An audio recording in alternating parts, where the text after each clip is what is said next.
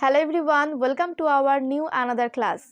আজকের ক্লাসে আমরা দেখব আমাদের নিজেদের পছন্দ বা অপছন্দকে আমরা কিভাবে ইংলিশে বলতে পারি।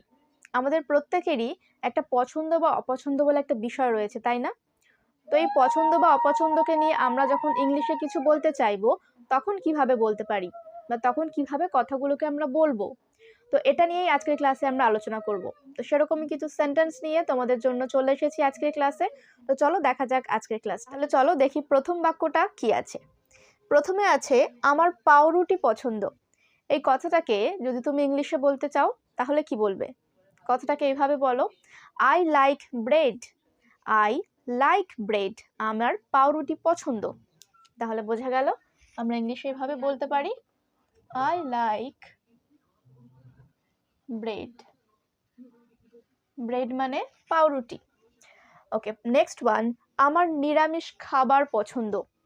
আমার নিরামিষ খাবার পছন্দ কথাটাকে ইংলিশে বলো, আই লাইক ভেজিটেরিয়ান ফুড। আমার নিরামিষ খাবার পছন্দ।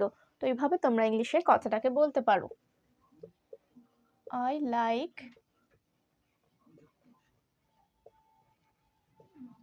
Vegetarian food.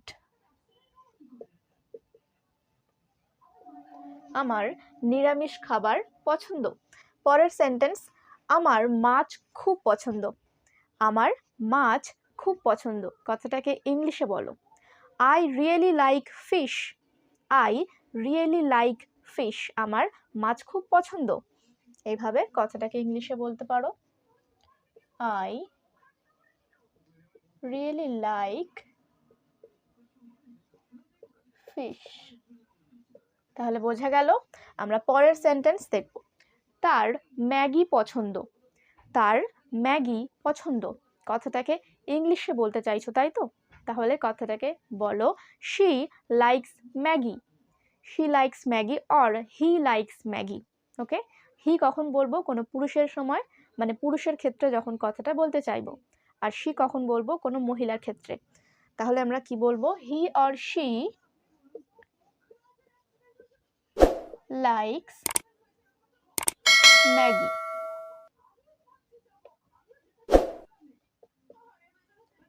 তাহলে he or she likes Maggi, এটার মানে সে ম্যাগি পছন্দ করে।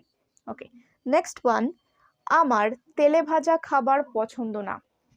আমার তেলে ভাজা খাবার পছন্দ না, এই কথাটাকে ইংলিশে বলো, I don't like fried food.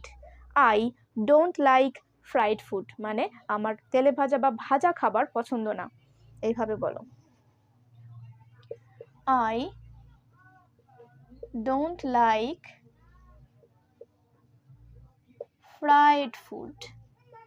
Fried food মানে তোমরা নিশ্চয়ই এতক্ষণে বুঝে গেছো, ফ্রাইড ফুড মানে ভাজা খাবার বা তেলে ভাজা খাবার। ওকে, পরের সেন্টেন্স, শালিনীর আইসক্রিম পছন্দ।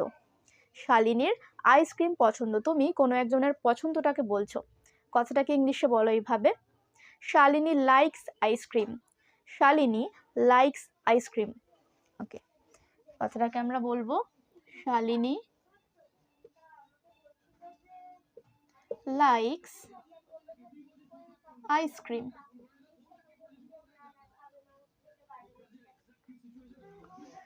এছাড়া আমাদের সবারই বোধহয় আইসক্রিমটা পছন্দের, তাই না?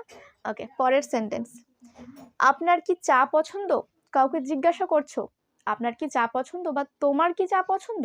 কথাটাকে এইভাবে ইংলিশে জিজ্ঞাসা করো, do you like tea. Do you like tea, তোমার কি চা পছন্দ?